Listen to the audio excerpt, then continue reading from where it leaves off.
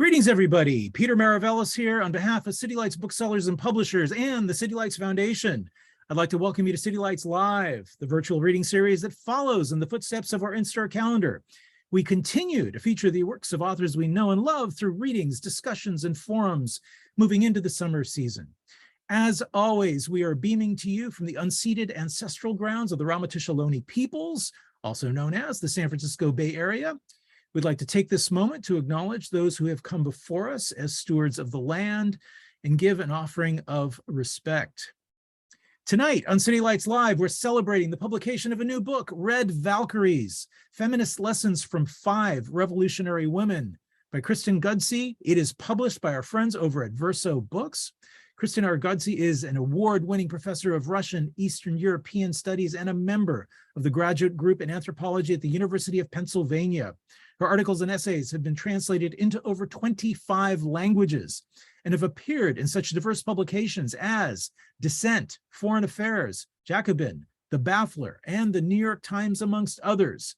She is also the author of 10 books, including Second World, Second Sex, Socialist Women's Activism and Global Solidarity During the Cold War, published by Duke University Press, and Why Women Have Better Sex Under Socialism, one of the greatest titles of all time, put out by Bold Type Books. She is also the host of the podcast AK-47, 47 selections from the works of Alexandra Kollontai. Her new book, Red Valkyries, explores the history of socialist feminism in Eastern Europe by examining the revolutionary careers of 5 prominent socialist women active in the 19th and 20th centuries. It is a welcome addition to the library of writings about women's roles in revolutionary movements, and also a useful tool for activists in examining the historical links between feminism and radical politics. Professor Ghodsee will be joined tonight in conversation by Page Herrlinger, professor of Russian and East European and German history at Bowdoin College. She specializes in 18th and 20th century Russia and Soviet Union, socialist culture, 19th and 20th century Germany, and the Holocaust, the First and Second World Wars, as well as women in modern Europe, as well as visual culture. So really an honor to have her on board as interlocutor for this event. Before we begin, I'd like to let you know we're going to be posting links in the chat function of your Zoom dashboard with which you may purchase copies of Red Valkyries. We'll also be hosting a Q&A at the end of the evening, so please post your questions, your comments, any praise you may have in that same chat function. I'd also like to suggest that you switch to speaker view so as to enhance your viewing pleasure. Now you can do that by the prompt on the upper right-hand corner of your Zoom dashboard. Otherwise, you get this kind of Hollywood Squares effect, which who wants that? So please join us in giving a warm welcome to Professors Kristen Ghodsee and Page Herrlinger. Welcome to City Lights. Thank you very much. Thanks. So we ready to get the ball rolling? Yeah? Okay. So Kristen, first of all, I want to commend you on writing a really fun book about very serious women. I laughed and I was inspired at the very same time. And I hope in the next few minutes we can really give everyone a kind of a sense of what makes this book so unique and thrilling and important at the same time. So I thought I'd start off with a pretty obvious question, which is your choice of title. And I'm always interested in titles, and as we know, sometimes it's as much the editor's choice as it is the author's choice, but I have a feeling you had some sway in this one. And I'm curious to know not only why you landed here, but maybe were there any other titles that didn't quite make it in the last round? Sure, yeah. So the title Red Valkyries it refers to something that the Western press called Alexandra Kollontai. She was sometimes called the Communist Valkyrie or Red Valkyrie. She had a lot of different names in the press. The Joan of Arc of the proletariat, she was really a colorful figure. And so I just and she was also the Soviet ambassador to both Norway and Sweden. So she spent a lot of time in Scandinavia, and she was later nominated for the Nobel Peace Prize twice after the end of the Second World War because she was instrumental in brokering a peace between Finland and the Soviet Union after the Winter War. So she spent a lot of time in Scandinavia, but obviously she was a communist, she was a Bolshevik. And so the Red Valkyrie title just was sort of perfect for her in some ways. The title that didn't make it, which was the working title of the book for a long time, was actually with regard to Inessa Armand, who's one of the other women that I write about, a colleague of Alexandra Kollontai's. And in her memoir, actually about her husband Lenin, Nadezhda Krupskaya wrote about Inessa Armand that she was a hot Bolshevik. And she meant hot in the sense of she was ardent, she was like a fiery Bolshevik. But I loved the phrase hot Bolshevik. And so the working title of the book was Hot Bolsheviks. But it didn't end up, partially because they weren't all Bolsheviks, but also because I think that it was a little bit too obscure of a reference for the book. And I think Red Valkyries is a kind of much more appealing and recognizable title, especially because of the Thor movies. and the fact that Valkyrie is a superhero now that is in the Marvel universe. So yeah. Okay, so yeah, I think the Hot Bolshevik title did make it to a subtitle or a chapter title. It did, yes. Okay, It's the chapter title for Inessa Armand. Kind of disappointed by its disappearance. Yeah, there is some hotness in this book. You just have to dig a little deeper. So I know, partly because I know you, but also partly because I know you have a podcast on Kollontai called AK-47, that you've had a long fascination with Kollontai herself. And with good reason. She was an extraordinary woman and very complicated. And I want to give you a chance to talk a little bit more about her. But first, I really want to know, was she the starting point for this book? Or I'm always interested in origin stories too. So like, how did this project come into being for you? Yeah, so definitely, I think Kollontai was the anchor, but also Elena Lagadinova. So Lagadinova is the one Bulgarian that I write about in the book. So there's one Bulgarian, one Ukrainian, and then three sort of Russian women. Although Kollontai is sort of Finnish Russian, but they were Soviets in the end. But Lagadinova was Bulgarian, and I knew Lagadinova, and I had spent a lot of time with her, and so when she was quite advanced in age, at a certain point, I was collaborating with a colleague of hers who had worked with her in the Bulgarian Women's Committee during the socialist period. And there was some discussion of me writing a little kind of biographical essay about Lagadinova. And the idea was that I was going to collaborate with this other woman, Anna Dercheva, and we were going to put together, I have massive amounts of photos and things and documents from her personal archive. And what happened was that Anna Dercheva, the collaborator, she died quite suddenly in Christmas of, it was December 2016.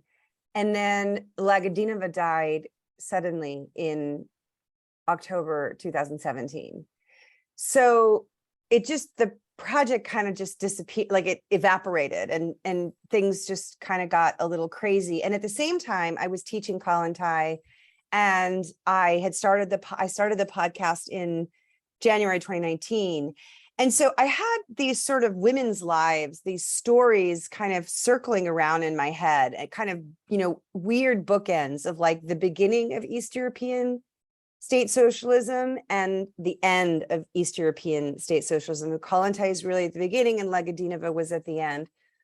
And I don't know, I think there were a lot of other figures that I initially thought that I might include in the book, but I ended up sort of winnowing it down to these core 5 because I thought that their stories were really interesting and illustrative of the kinds of challenges that socialist feminists faced in the 20th century. and that there were a lot of lessons that we could take from their lives that would be applicable to us today, especially as we see so many of the gains of what might be called liberal feminism being rolled back politically, not only in the United States, but really around the world. And interestingly, especially in Eastern Europe, which is where many of these really amazing proto-feminist policies were put into place under socialism in the early part of the 20th century. Okay, well, I want to come back to some of that because I know you do that in the concluding chapter. But you first set up for us you give us a nice landscape piece in the intro where you sort of give us some important background information and explain a little bit about why you think all this matters. And I was personally grateful for the fact that you did a little historical background. You have a little chronology in there to help us follow through some of these twists and turns of 20th century history, which can be tricky even for those of us who spend our lives engaged with it, but seeing how things line up. So that was all really helpful. But then it really surprised me that your first chapter was about this amazing sniper, Ludmila Pavlichenko, the Ukrainian sniper. And I was very curious to know why you began with her story and how that came into being. Yeah, so, I mean, obviously, I wrote this book before the invasion.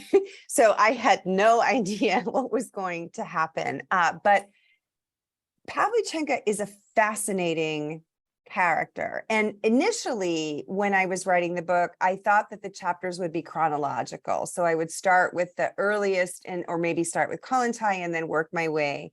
But because Pavlichenko fought in World War II and Lagadinova was also a partisan in World War II, I thought that they were kind of nice bookends. And so I thought like we could start in the present and then go back to the past, and then not the present, but like the more recent past, go back to the deeper past and then come back to what was essentially kind of a more contemporaneous thing. But I think that the thing about Pavlichenko, the reason I chose her to start the book was because I polled my students. And I had back in 2019, I taught a course at Penn where one of the midterm papers was my students were supposed to write a kind of biographical essay or some kind of research paper on a kind of prominent socialist feminist woman or a socialist woman from Eastern Europe, or a scientist. It had to be a woman, and it had to be related to Eastern Europe. And as part of that assignment, I kind of just created a list of names of in alphabetical order of people that they could write about. And I was shocked at how many of them chose Pavlichenko. And I think part of it is because there's sort of maybe a meme about her because she killed 309 Nazis during World War II. And so I think there's a funny meme where there's like 309 Nazis and then one snapey girl, and the one snapey girl is Lyudmila Pavlichenko. There was also, this is quite ironic, I think in 2011 or 12, sometime before 2014, there was a joint Russian-Ukrainian movie called The Battle for Sevastopol, which was about the life of Ludmila Pavlichenko. It was actually a really beautifully made film. It was, not 100% historically accurate, but it was still really, it was sort of a tribute to her. And then she also makes an appearance on the Drunk History YouTube channel. And she's sort of featured on the Rejected Princesses website. So she's really kind of become a weird kind of cult figure. Yeah. Because she was so awesome, right? I mean, she was this amazing, badass sniper, and she fought on the front lines, and then she ends up in the United States becoming really good friends with Eleanor Roosevelt, and tours the United States and Canada and Great Britain in 1942, trying to convince the Americans to open a second front in Europe. So she has this really interesting, high profile visit. Woody Guthrie writes a song for her called Miss Pavlichenko. I think Charlie Chaplin knelt down and kissed every one of her fingers.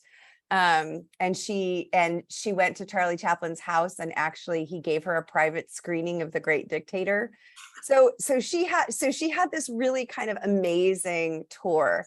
And I just think for Americans, because obviously the vast majority, I think, of people who are going to be reading this book are younger Americans, Brits, maybe, although that's not entirely true, because it just came out in Italian, and it's slated to come out in French and Turkish pretty soon as well. So I think that, but I thought that Pavlichenko was an interesting character because she spent so much time in the US, and because she was pals with Eleanor Roosevelt. And that meant that in some ways she sort of really directly had an impact on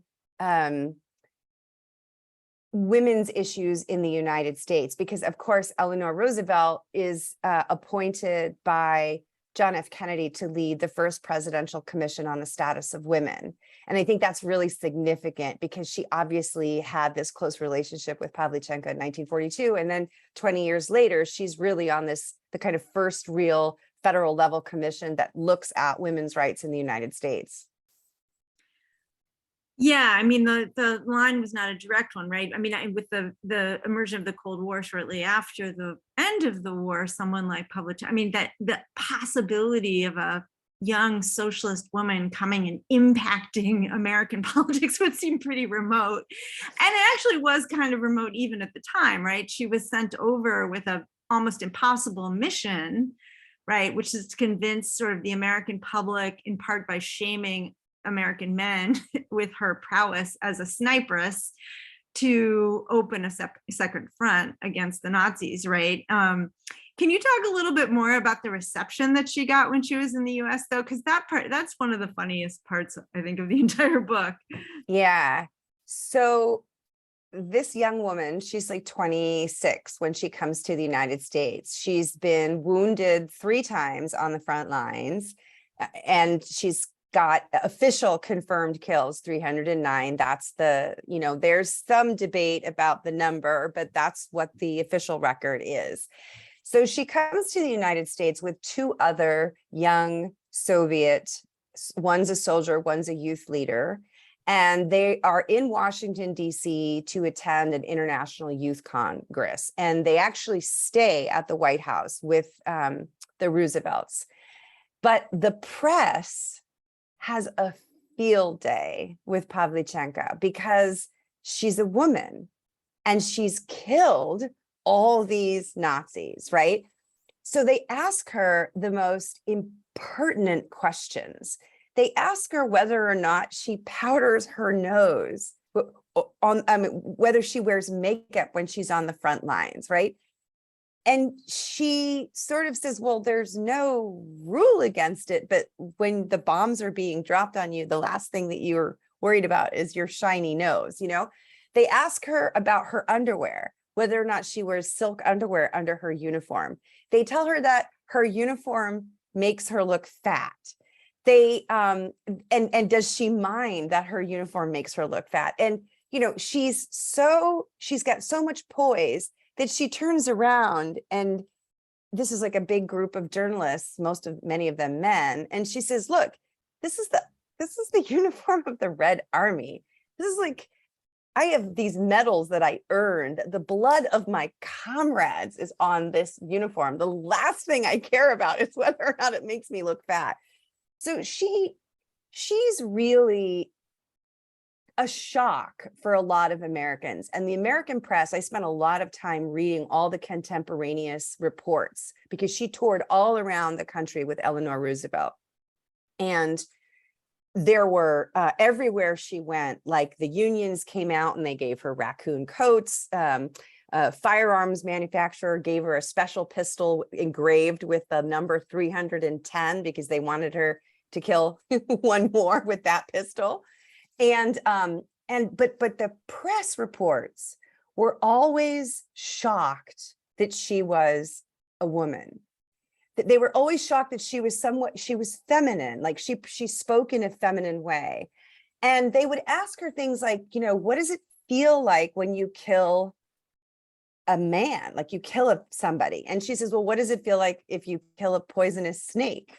Right? What does it feel like if I kill, she said, if I kill a Nazi, I'm saving lives, because there are women and children whose lives will be saved because there's one less. And this is what she always referred to them as, Hitlerite beasts.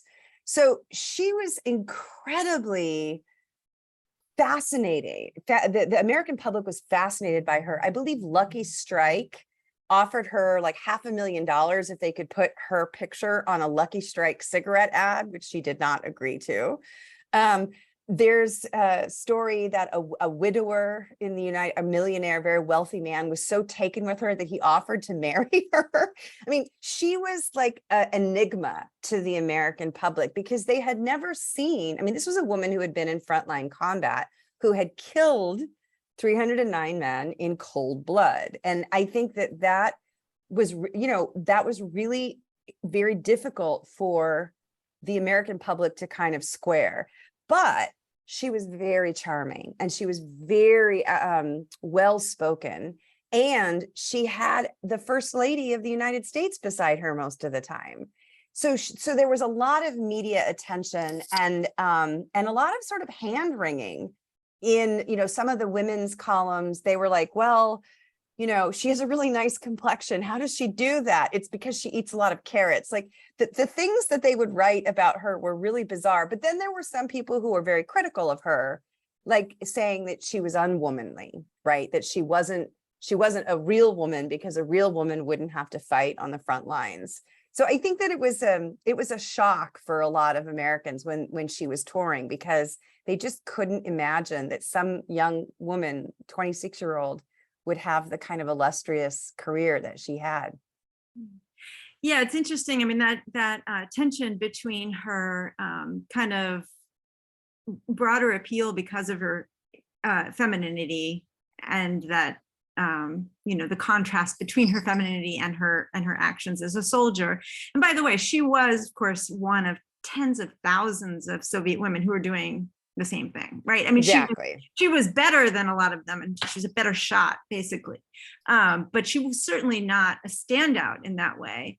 And her reference to Hitlerite beasts was, of course, also very much in the air in the Soviet Union. I mean, everybody would have spoken in that same way, because that's what the discourse was during the war, during the campaign of hate, as they called it, against the fascist invaders.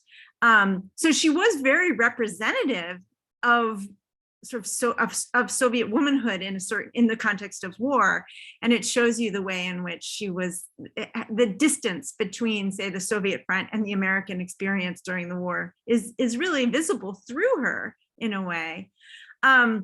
But also the fact that she was still very feminine in some ways. She did have a frontline romance, and didn't she get married again and then lost him? He was killed in battle. And so, there's all that kind of, you couldn't write a better script. No wonder it turned into a film, at least one, if not many more. Yeah. But that tension was something that Soviet women struggled with during the war and after the war as well. What the war had done to them, what combat had done to them. And this brings up the other issue, which is much more current, and that is sort of the experience of other Ukrainian women today fighting this new war against Russia. So I wondered if you had any thoughts on that, and how her experience has made you maybe look at things maybe a little differently today, or I don't know, I'm just wondering what you're thinking. Yeah, so I just do want to emphasize that absolutely there were many Soviet women fighting there, especially, there were the Nachthexen, these women pilots who they were flying these crop duster biplanes, and the bombs that they had were so heavy that they flew these planes with, very, very little. They didn't even have parachutes at first. And what they would do is they would fly in and they would cut their engines and they would swoop by the German camps and drop their payload. And so the Germans just heard a swoosh, That's where, and they said that they likened it to the sound of a witch's broom. So they called them the night witches. And the story of these night witches is amazing, but absolutely there were many, many women fighting in the Red Army during the Second World War. As to the current situation, it's really fascinating, I think, because I just came back from Germany, and where I was in Freiburg at the Institute for Advanced Studies, there was a Ukrainian military psychologist, a woman who is actually providing psychological and counseling services over the internet to soldiers on the front line in Ukraine right now. And according to her, she said that really about 20%, 22% of the soldiers that are fighting on the front lines are women.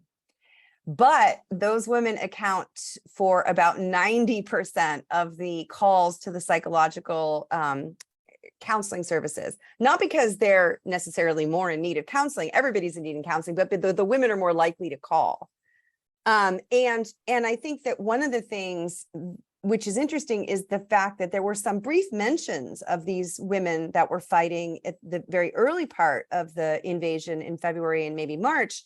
But since then, women have been gendered as refugees and victims and civilians, and we're not seeing a lot of images of these incredibly brave women, many of whom are really well-trained soldiers, very qualified with lots of experience fighting on the front lines and, doing, in all capacities. So it's a sort of a shame.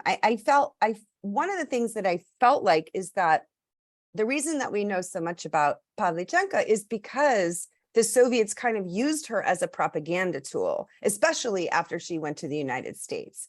So she was really kind of held up as an example. And there was a lot of pride in the fact that there were these so brave Soviet women. I mean, it was not easy on them. As you said, Svetlana Alexievich has written this beautiful book, which is translated into English as The Unwomanly Face of War, which is an oral history of all of these women who fought during the Second World War and the difficulties that they had reintegrating into civilian life after the conflict. But I do think that it almost strikes me, and I asked this military psychologist in Germany about it, that there's a little bit of a shame right now about talking about the fact that 1 in 5 soldiers on the Ukrainian front right now are women. And I think that's sort of sad, right? Like there's a way that this sort of gender binary has been reinscribed to exclude women from military participation.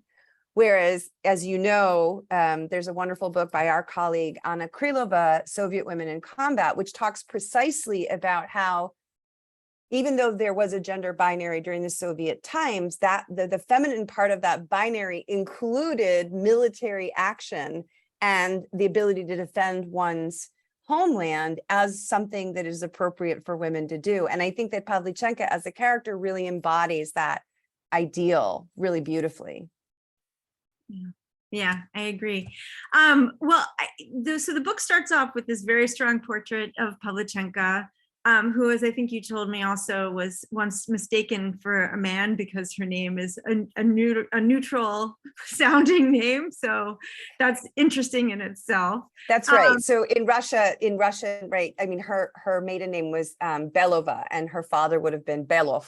But Pavlichenko was her first husband's last name, and it's a Ukrainian name that doesn't have the gender. So when she was made the leader of a platoon of snipers, and the young male snipers came to report to Sergeant Pavlichenko, they thought it should have been a man, and they didn't believe her when she said that she was Pavlichenko. So I think that's a really interesting little note as well. And yes, she did get married on the front line to a man that she called her Viking, which is also a nice little tie-in to the Red Valkyries thing. But unfortunately, yes, he was killed on the front lines.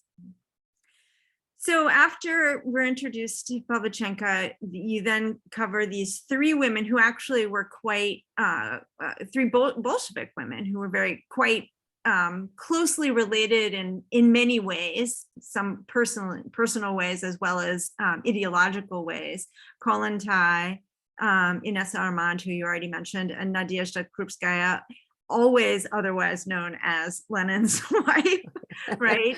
Who did, as you beautifully lay out, did a lot more than she is often given credit for, at least in the West. I mean, I think in the Soviet context, she was more of a presence and a figure, certainly, but in the West, she's sort of this shadow figure to the great Lenin, or the ungreat Lenin, as the case may be in the West, but we don't hear a lot about her. So I'm curious, we can start anywhere you want with this, but of these three, this trio of women, which one did you write about first, and which one surprised you the most, I guess?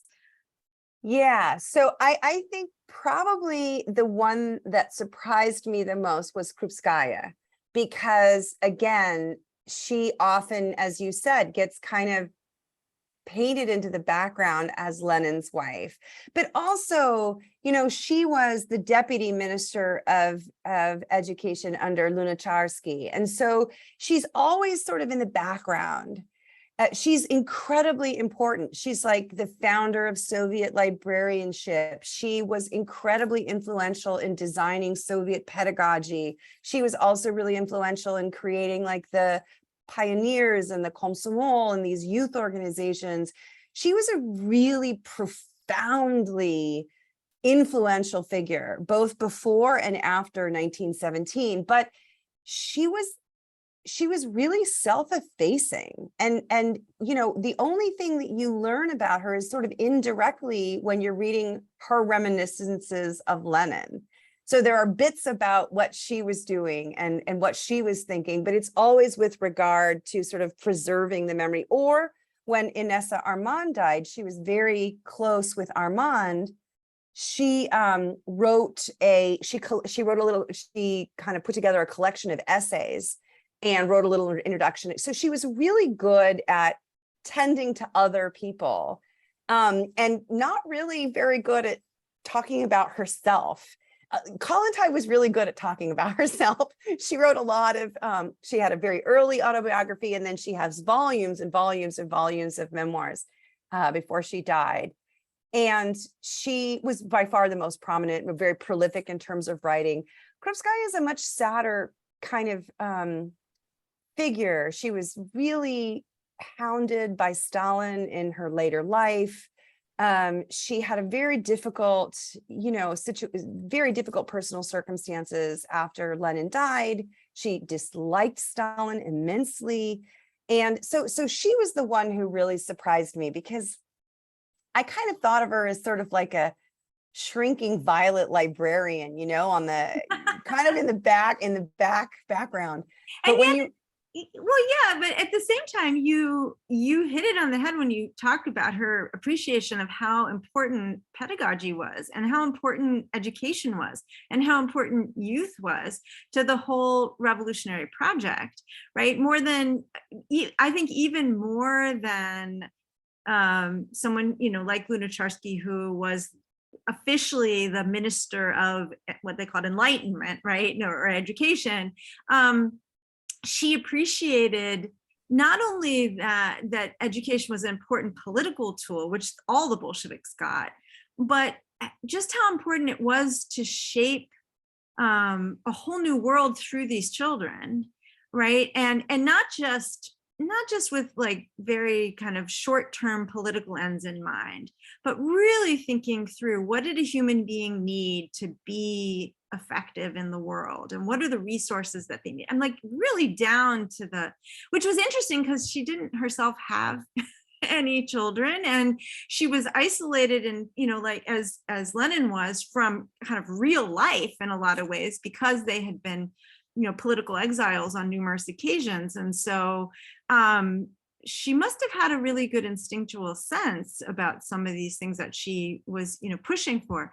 I will also say, to her humility, as I was reading the book, it occurred to me, I'm as you know, anyway, I'm someone who spends a lot of time thinking about Russian Orthodoxy and the Russian Orthodox tradition. And Orthodox, which, was the culture in the pre-revolutionary period. And many of the values that you described are actually the ideal values for an Orthodox woman. Now, she herself was a very secular person and her aims were very secular, but it could be that she took those values and then just repurposed them, like humility and kind of the quiet presence that she brought to the project. It could also be because Lenin sucked up all the oxygen in the room. That's also possible, right? Right. She undoubtedly did.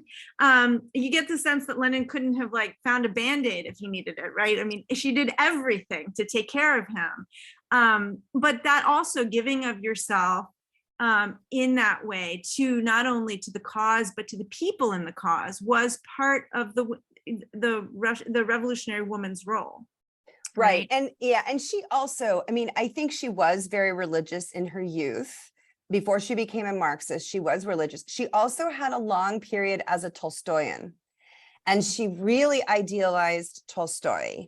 And this sort of the way she dressed and the way she always had her hair pulled up, she had this particular vision of what she thought a revolutionary would be like.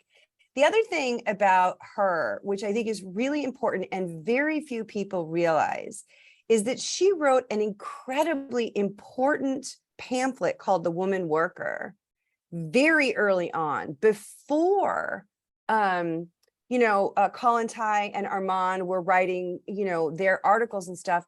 Krupskaya really wrote this really interesting thing where she really talks about the role of women in the movement. And so I think that's really important, that it wasn't only that she worked as a pedagogue, which she did, and that was certainly her own passion, was pedagogy, but she was also very clear about women's roles within the revolution and how important it would be to incorporate women and to get women to be involved. And then the last thing that I want to say about her is that it's important as well that she was a Marxist before she met Lenin. And she was teaching in the working class neighborhoods in St. Petersburg. She was a big fan of Chernyshevsky's novel, What Is to Be Done, right? So she was very radicalized. In some ways, I think she kind of radicalized Lenin a little bit too, right? Their relationship was a really interesting one in the sense that she was really a comrade. She was also, an incredible housewife, basically, and a logistician. She did everything from, painting down his ringworm with iodine when he had a nervous breakdown, to organizing the minutes of these party congresses, or being the editor of the newspaper in exile. She had a list of addresses that she kept for everybody that she could send newspapers and pamphlets to, who could sneak them into Russia. She was an incredibly well-organized person, but she was also really truly committed to learning. And everywhere that they went abroad, she was, the first thing she did is she would get, membership at the library, and she would start studying the pedagogy of the local schools. So even though she didn't have her own children, she knew a lot about education in the West, because she studied it in France, she studied it in England, she studied it in Switzerland. She understood what was going on in Germany very well. So she was really, really, she's really an unsung heroine here. I have it on, I don't think this is a secret, but I heard that Sheila Fitzpatrick is actually writing a biography of her, which would be great. To have a full-length biography of her, because there's only one biography in English, and it's called Bride of the Revolution. So again, it sort of highlights the fact that she was Lenin's wife, rather than that she was really an interesting political figure and pedagogue in her own right. Yeah. Well, again, that concept of spiritual marriage is kind of what they had, right? And it's more, we maybe more ideological marriage, but certainly there was a spirituality to it. And it doesn't, even in the context of patriarchy, it doesn't necessarily mean inequality. It means complementarity. Exactly. Right? So their roles complemented each other. I want to give you a chance to address Kollontai a little bit, in part because I know you love her, and also she is really in many ways kind of, because of her position within the first Soviet government, but also her writings and everything else, she really is a very influential figure in terms of many of the progressive social legislation, particularly with respect to women's issues, that we associate with the revolutionary period and what the Bolsheviks were at least attempting to do at first. So please, Yeah, just a little bit, short version of I the know. So there are like 147. I know. Right? There are 103 episodes of me talking about Kollontai, so it's not easy to do this in a brief way. But yeah, I mean, I think very importantly, she was self-radicalized at a fairly young age, and she started out as a social democrat, as a Menshevik. And she really kind of comes over to the Bolsheviks during the First World War. And she becomes a pretty, what's the word? She was a very, very charismatic public speaker. And she was also a very persuasive person. I think she was an aristocrat. She was very beautiful. She was extremely well dressed. And she presented herself in a way that was completely incongruous for many people with her political orientation, but that gave her an incredible amount of power and influence within the party. And she was also incredibly principled. So she, in the immediate aftermath of the revolution, she's a member of the Soviet government. She's the Commissar of Social Welfare, and she is really working nonstop to inform the lawyers and jurists who are working on the 1918 Soviet Family Code, which undoes, millennia of ecclesiastical authority and patriarchy in women's lives, like overnight, right? They abolish church marriage. They allow for divorce. They abolish the difference between legitimate and illegitimate children. There's so many things that are in this family code in 1918. And then in 1920, the Soviet Union becomes the first country in the world to allow for first trimester abortions. And again, that's also Kollontai. It's a really interesting moment. Inessa Armand is initially the head of the women's section of the Communist Party, but then upon Inessa Armand's death, Kollontai takes over. And she basically falls afoul of both Lenin and Trotsky over this thing called the workers' opposition. And she, at that point where basically, war communism, I don't want to get into the nitty gritty here, but like she really thinks that the power should be devolved down to the Soviets, and they're saying, no, we want to keep it centralized. And she sort of gets slapped down. And then very shortly thereafter, she is sort of sent off to Norway in a diplomatic capacity. I think she's the third female ambassador in the history of diplomacy. She spends a brief period of time in Mexico City, and then she comes back and she spends basically the rest of her diplomatic career in Sweden, in Stockholm. And she survives the purges, partially because, it's an interesting question, her relationship with Stalin. But I think that Stalin had to kind of keep her because she was extremely useful to the Soviet Union in creating trade relations with the Scandinavian countries. And the Scandinavian, the whole diplomatic corps, they just loved her because she was so eccentric as this, you see pictures of her and she's wearing furs, and she's got these glamorous dresses on, and, her hair is bobbed, and she is a really striking figure, and she speaks all these languages, and she's very well read and very well educated, and she's a writer. And yet at the same time, she's this absolutely fierce, uncompromising Bolshevik. So she's just a fascinating character. And she lives a pretty long life. She dies just before her 80th birthday, and she left behind a massive corpus of writings.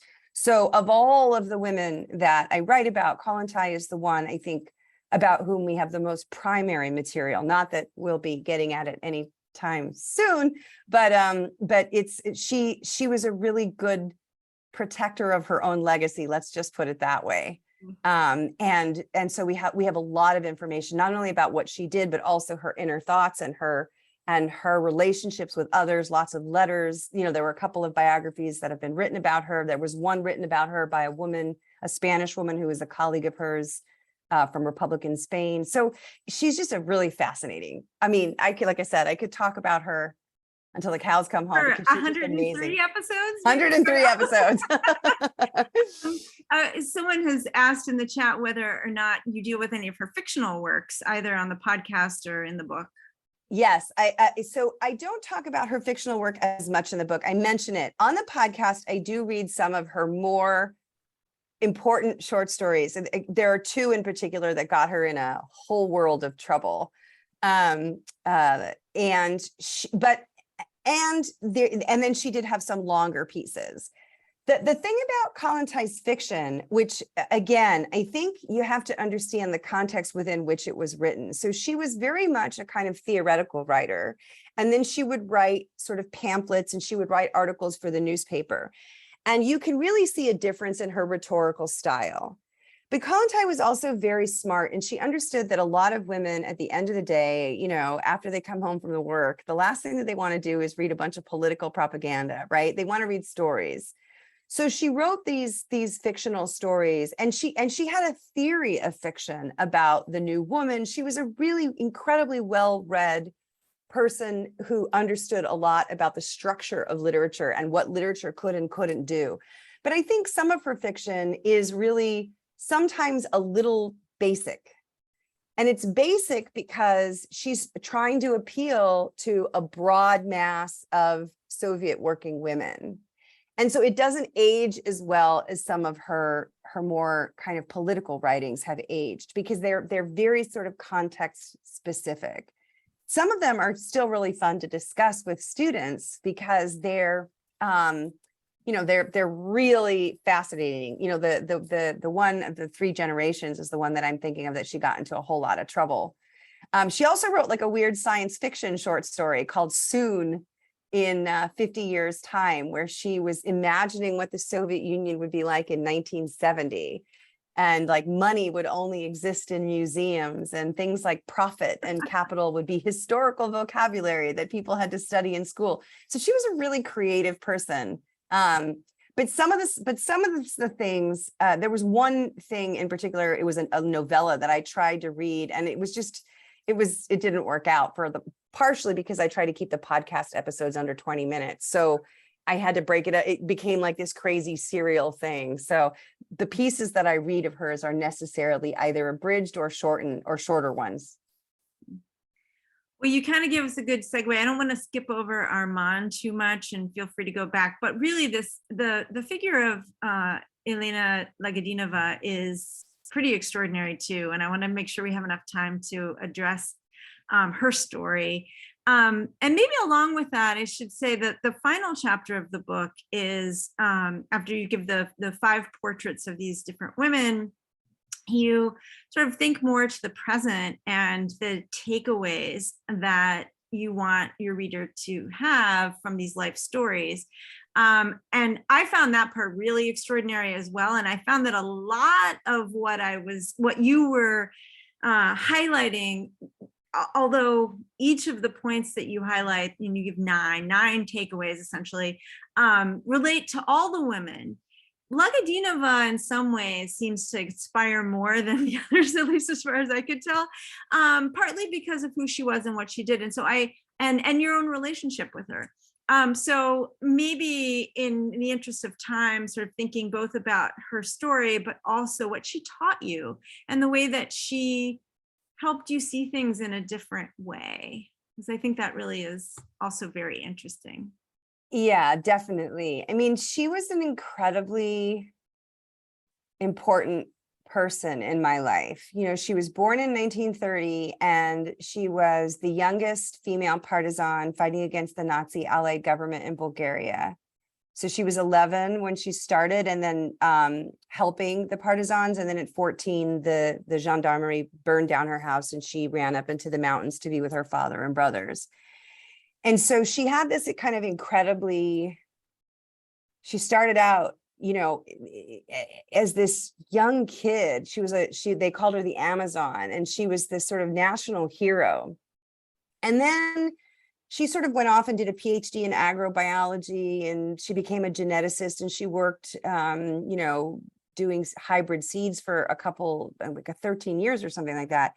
And then one day they just decided that they were going to make her the chairman of the Bulgarian Women's Committee, the president of the Women's Committee. And then she launched into this massive international career, which really sort of finds its most influential outlet at the United Nations during the UN, first the UN Year for Women in 1975, which then becomes the UN Decade for Women. And there's another conference in Copenhagen in 1980, the Second World Conference on Women, and then the Third World Conference on Women in 1985. And in 1985, Elena Lagadinova was elected the general rapporteur of that conference, and she really became the face of the Third World Conference on Women in Nairobi to the world's press and to the world. It was an incredibly influential career in terms of women's rights. And she was so influential, in fact, that the Claremont colleges gave her a presidential medal. Like, this was a really interesting Cold War situation, where she was recognized as this, you know, person who was able to kind of overcome the Iron Curtain and create allegiances on both sides, because, you know, for the goal of furthering women's rights. So what I learned, yeah, go ahead. Can I just back up for a second? So it was really interesting to me where you were talking about, especially given our own situation now after the Dobbs decision and what we're going through with respect to abortion, it's important to remember that these reversals are unfortunately historically not uncommon, right? And you mentioned earlier that the Soviet Union was the first country to legalize first-term abortion. Well, it also reversed it several times, right? So it went back and forth.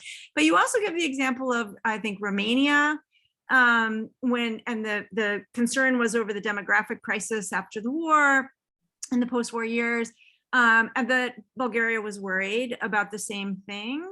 And if I remember correctly, the decision was sort of taken at the top to get ahead of the problem rather than reversing the right to abortion. It was like, okay, we've got to recognize that women need support in order to be able to keep working and have families. So we're going to try to approach it differently. And the way you phrase this transition moment where the communist head, I'm forgetting his name right now. Zhivkov. Yeah. Basically says to Lagadinova, I'm giving you a revolution here. Like, I'm appointing you. It was kind of a mandate. Yeah. Which really struck me as extraordinary that would happen in that way, to actually start with all of these reforms, which end up, really kind of transforming a lot of women's lives. Absolutely. No, yeah. She ran with it, as you said. It's not that she was just given this role and she, then just filled out the paperwork. She pushed it beyond, probably his wildest imagination. Yeah. But still, she was in her lab.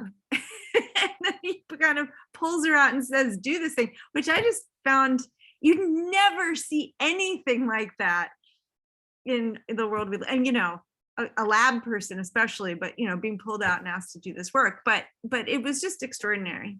Right. Yeah. No, she was really given an incredible opportunity. And I mean, she fought hard for the things that she achieved. But yeah, the basic idea was that abortion had been liberalized, but then the birth rate was declining. And there was a feeling that women were, in 1969, they actually did a survey, and they basically found out that women wanted more children than they had. And when they asked, why don't you have more children? The women said, we're too damn busy, or our apartments aren't big enough, or there's no childcare, or, there were like concrete things that could be fixed. And so that's what Lagadinova did. She was like, I'm going to fix them. We're going to create more cafeterias and canteens. We're going to create more kindergartens and creches. We're going to try to find ways to, increase the size of people's homes. We're going to do concrete things that are going to allow people to have the number of children that they actually want, as opposed to the number of children that they think their resources will allow them. And that was a pretty radical idea. Now, she did not always find support from the men, particularly in the Politburo, because these things were expensive. But she was very strategic. She was a tactician, you know, she had a scientist's mind, and she knew how to get the data that she needed to support the kinds of policies that she wanted to put into place. And she was able to just push and push and push. And she made strategic allies. There was actually a woman on the Politburo who was a very influential kind of inside person to help her. And then Todor Zhivkov's daughter, Lyudmila Zhivkova, was also an ally. So she was able to kind of create these networks of women who could kind of put pressure on the men in order to change things, right? Because obviously Bulgaria was a socialist country. So the kinds of ways that things get done in a socialist country are going to be different than the ways that they get done in a place like the United States. So, but yeah, I mean, I think for me, the key thing about her was she was a fighter, and she never gave up hope, no matter how bad things got for her. And things got pretty bad for her at the end of her life. You know, she was, I mean, it's hard to pin it down, but she was just somebody who had the tenacity and the kind of fighting spirit. There's no, like, I think, you know, at one point, you know, she said, like, there's no enemy worse than the Nazis, right?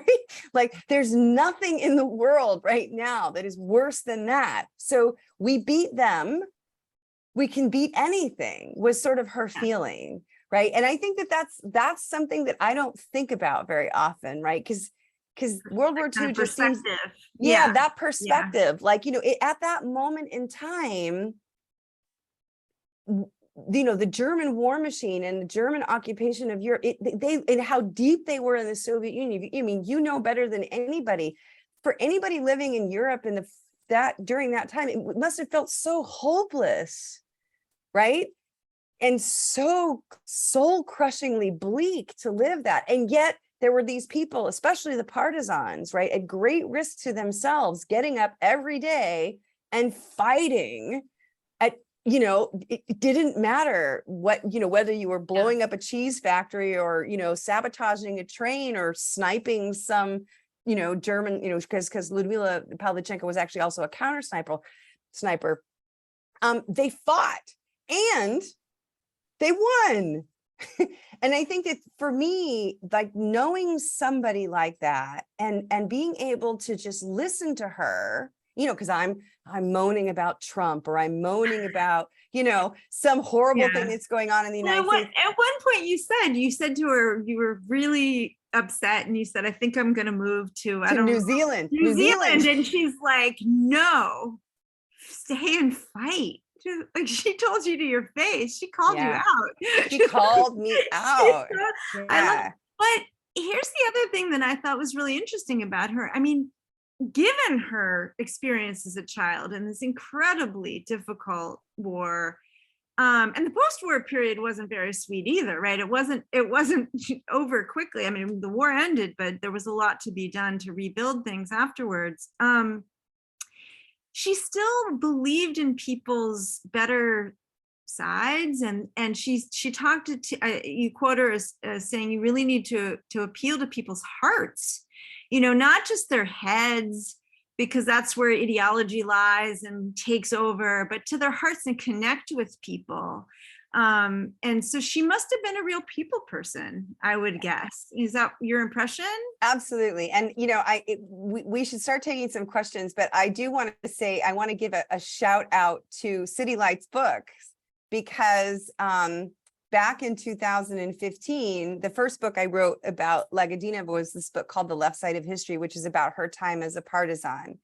And then Governor Jerry Brown was poking around City Lights and found a copy of that book, read it, and long story short, ended up contacting me and went to Bulgaria to meet Elena Lagadinova. There's a photograph of Jerry Brown in Elena Lagadinova's apartment. Having tea.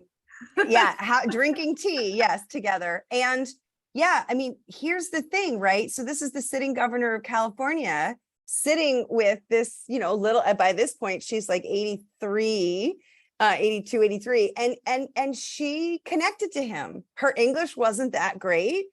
He didn't speak any Bulgarian, but that's how the kind of person she was. She found a way to connect with people across all sorts of divides. And I just think that's a skill that a lot of us have lost. I don't know It's how scary, you get right?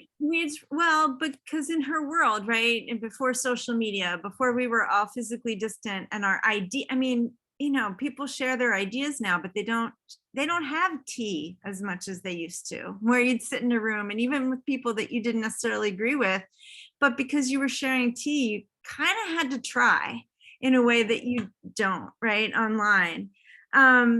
But yeah, I wonder, the other line that really stood out to me, let's see if I can find the exact quote. I can remember the gist of it, which is essentially, it's not enough just to fight against the things that you hate, or I guess the people that you hate, but to fight for the things that you believe in, right? And that sounds like that kind of sums her up. And maybe, that explains a lot. She had these ideals, and they were a positive force that helped to motivate her, rather than just looking at the fascists or the enemies of the moment, right? Figuring out what the vision was, the positive vision that she wanted to fight for. Absolutely. Yeah. And those ideals, her father started the Razlog branch of the Communist Party in like 1930, at some point, no, maybe even it was earlier in the 20s. And she, all of her brothers, were partisans. They were political activists in Bulgaria. They were very anti-fascist.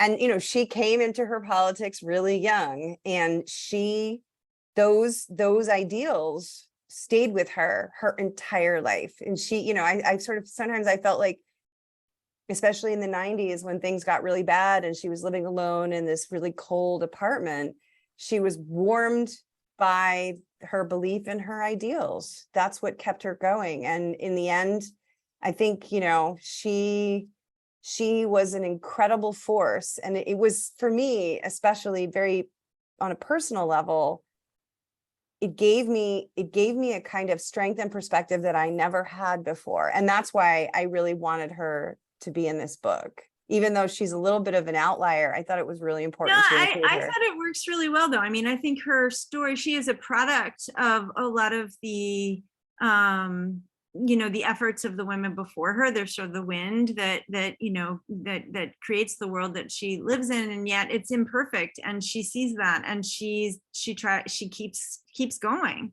right?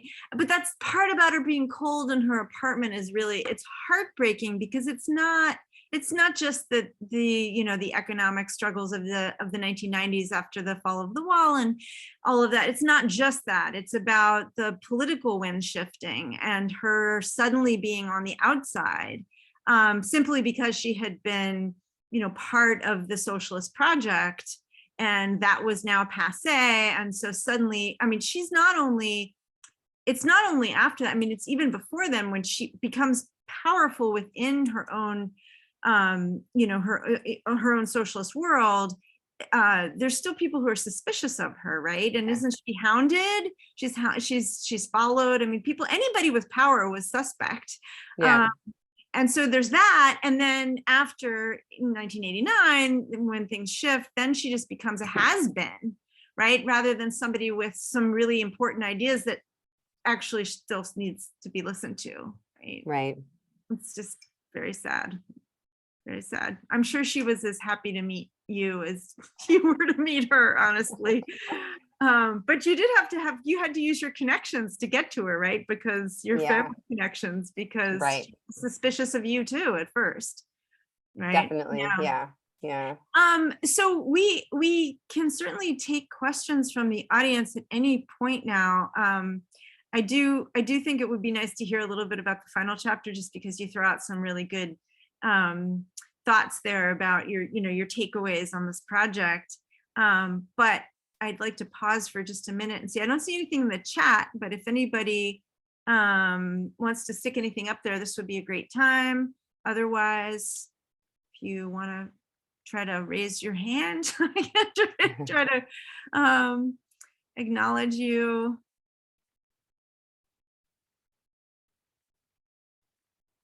All right, well, I'm going to keep my eye on the chat. So yeah, I can't see it. So yeah. Yeah, All no, right, it's so fine. you keep, yeah. I'm watching. Okay, great.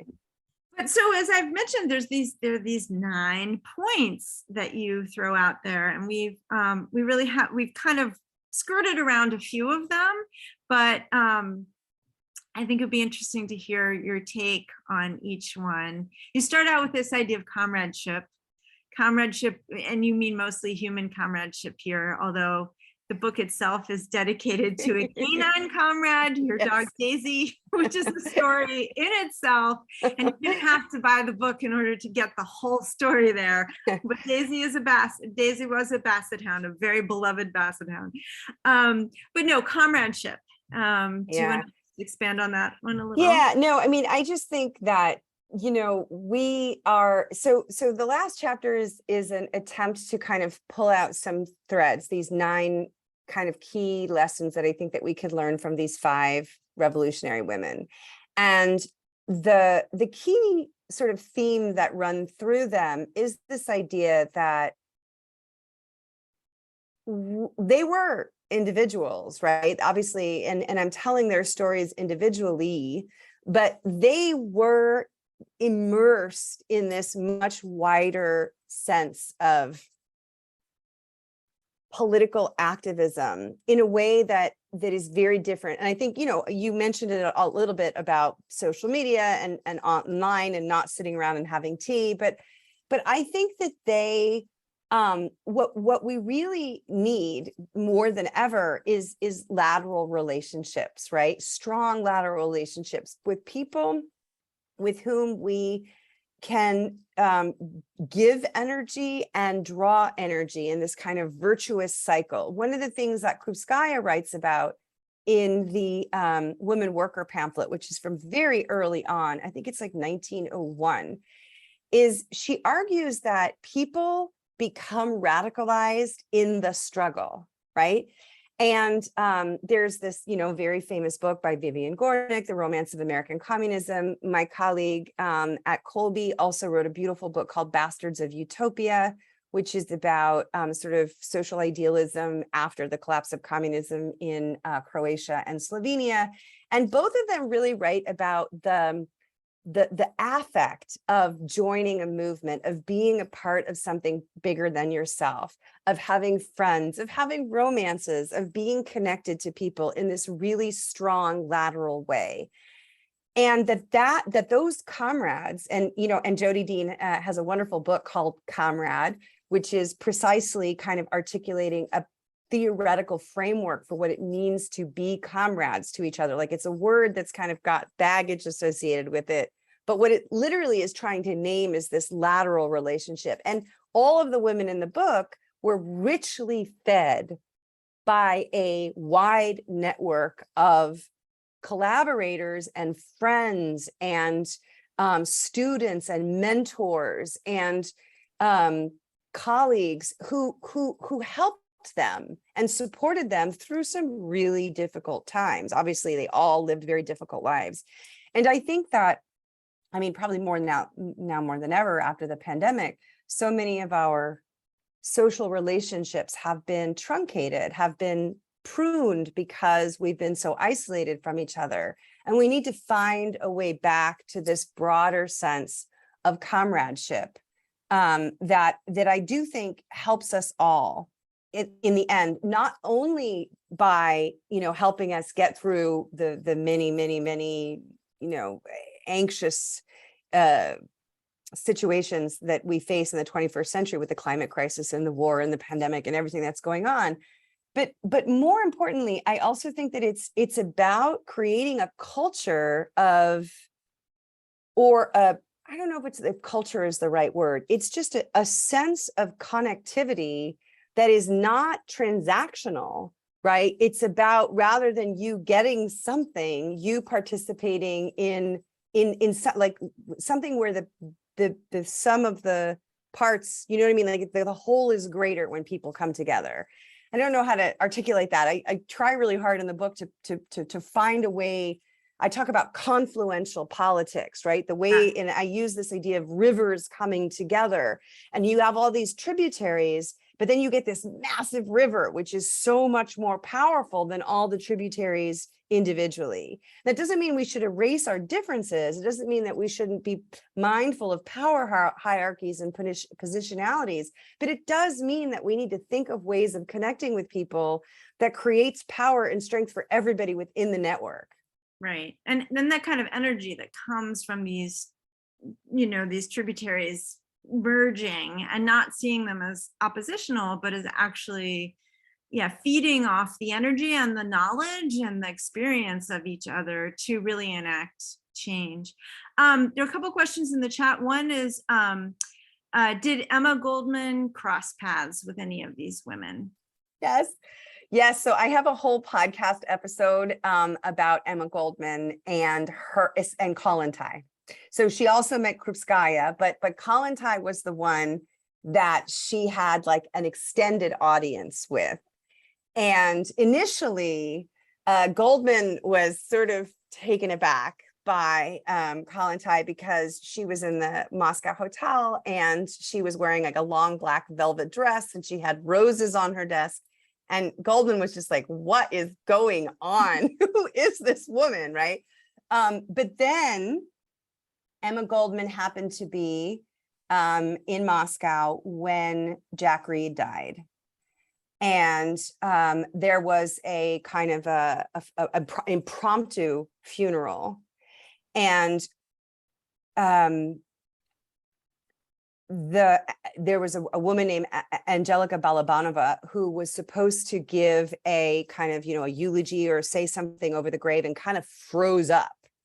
And at the very last minute, Kollontai just started speaking. Like basically nobody had prepared anything. And so Kollontai kind of gave this extemporaneous eulogy for Jack Reed. And Goldman was so moved and so touched by that.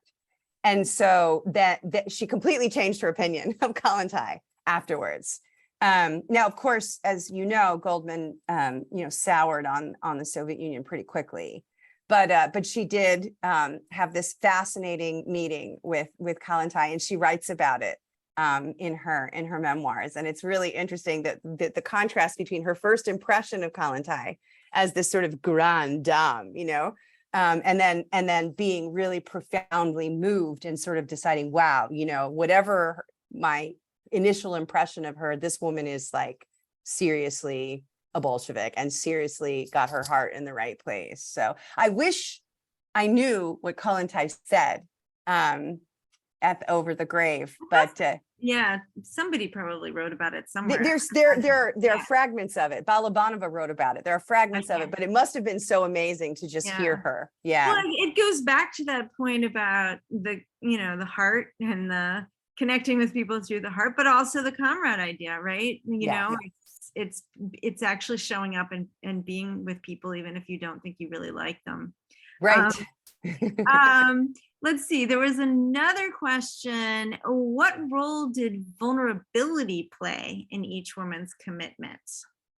Yeah, so I talk about this in terms of humility, right? Which is that I think each in their own way, they were slammed down or diminished by often the men in their party directly. Trotsky and Lenin were briefly absolutely horrible to Kollontai. And they were, I know in all of the cases, many of them toyed with the idea of just quitting, just walking away, at some point. feeling the wounds of being a political person, being active in the world, trying to actually implement policies, having to deal with people who disagree with you as a woman, right? They were all very vulnerable and they didn't hide it. And I think that again, it may be a little bit about the gender politics of this part of the world. I felt like in almost all cases, they used their vulnerability as a strength. They used it as a strategic way to get men to do what they wanted them to do. But more importantly, they were also very, they had a lot of humility. So, I mean, and again, Krupskaya here is the paradigmatic case because she did so much behind the scenes for which she just never got any credit. And I think that for the, I have spent a lot of time moving in activist spaces where people get really angry if they do something for the movement and then they're not recognized for doing it, or even worse, somebody else takes credit.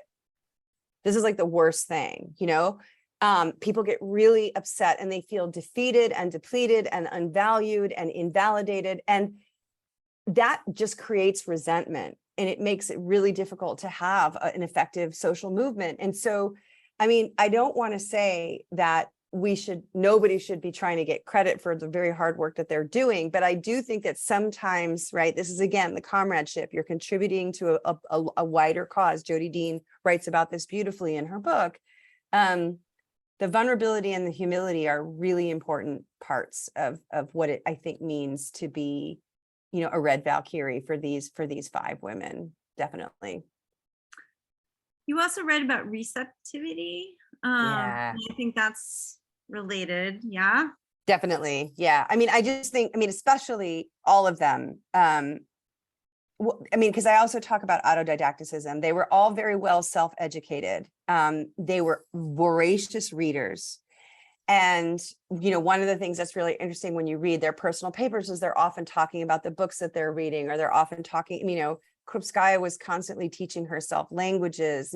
They're really engaged, not only politically, but also intellectually. But that means, it's interesting because that means that they change their mind a lot. So it can give you the impression that over the course of their lives, they were inconsistent, right? Because they come across a new idea or a new way of thinking about something, and then they get convinced about it, right? And Kollontai was really, especially, this was the case because she was a Menshevik, she becomes a Bolshevik, and then she very kind of briefly sort of flirts with what we would think of as sort of left anarchism. And then she ends up sort of just being this diplomat. But I'm just sort of becoming, sort of a rank and file Soviet diplomat for a long time, just doing her job. But I do think receptivity is the ability to challenge your own ideas. I don't like doing it either. I don't like people telling me I'm wrong. Nobody likes anybody being told to tell you that they're wrong. But sometimes being told that you're wrong or having people disagree with you is a way of learning. It's actually, it can deepen your beliefs, but it can also help you have stronger and better beliefs. So that was another thing, that they were all really, really open-minded. And I didn't want to use the word open-minded because I think that's the wrong thing, because the opposite of that is closed-minded, right? They were receptive, right? They were like, porous. They were able to absorb the ideas of other people. It didn't necessarily mean that they always accepted them. It's just that they considered them in ways that I think that the political discourse today makes it difficult for many of us to do. Another point, I know we're getting to the end of the time here, but I just want to pull this one out because I personally was really struck by this one, which is aptitude. And you talk about the importance of that these women sort of taught you and teach us the importance of understanding sort of our own superpowers or our own skills and what we personally can contribute to this, the greater good, to the movement, to whatever part of this world we want to engage with. But the idea, not that we have to do it all or be it all, or that we can really figure out what our skills are, what our contribution can be. And I found this to be really important, not only personally, but when I think about my students, and I think about this generation of students that feel at this moment in time that they're just so overwhelmed by the number of problems and enormous challenges that are out there, and thinking that they really don't have a prayer of making a real impact unless they devote themselves 150% to some big cause. And, for some of them that they will do that, but for others that might not be possible. And yet there is this space for us to still be able to engage. And it doesn't make I think there's this fear of being sort of a dilettante, or being like, sort of half in, and you have to be a purist to be an activist. And I don't know, maybe that's me reading it too much into it, but I really liked the idea that these women sort of show that you get in touch with what you can give.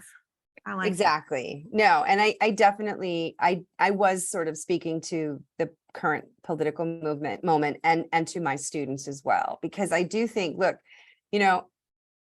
when Ludmila Pavlichenko got the first gun in her hand, she had no idea that she was such a good shot. Being that good of a shot is kind of like a mutant skill, right? She won every sharpshooter medal that you could win. She was so good with a gun. And when she went to enlist in the Maritime Army, they tried to make her a medic because she was a woman, right? And she just dumped a bag of her sharpshooter medals on the table, and she said, I am a really good shot and I want to kill some Nazis. So let me join, right? And they did, right? And that she had an incredible aptitude for this one really valuable thing. And that's what she did. She ended up doing this other stuff, touring and giving public speeches and things like that. But her real aptitude was the thing that kind of defined her, and it gave her a kind of center. Similarly with Elena Lagadinova, her aptitude was really connecting with people. She was incredibly empathetic and sociable and able to, like I said, reach across all sorts of divisions and make connection. There was actually a book called Connective Leadership, and Elena Lagadinova was one of the case studies of this thing called connective leadership. She was so incredibly good at that. So I think that, we are all able to identify the things that we are good at. And it doesn't have to be like being a sharpshooter, it could be anything. It could be being a really good friend, And I think that if we, again, this is why it's important to think of being part of a wider network of comrades. If we're all doing what we're good at, first of all, we're less likely to get burnt out because we're not stretching ourselves too thin. But second of all, we're all bringing different things to the movement. We're bringing different things to the community. We're bringing different things to these wider networks.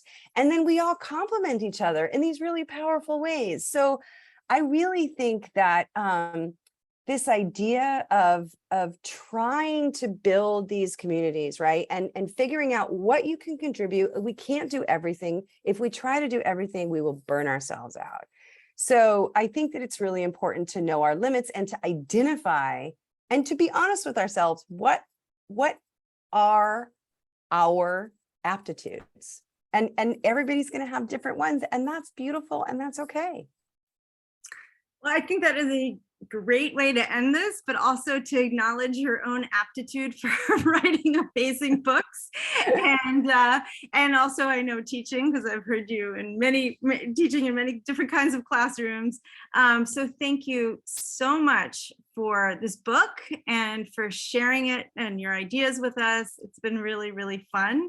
And thank you to everybody who showed up, and to those that may watch down the road, and to City Lights. Yes, thank you.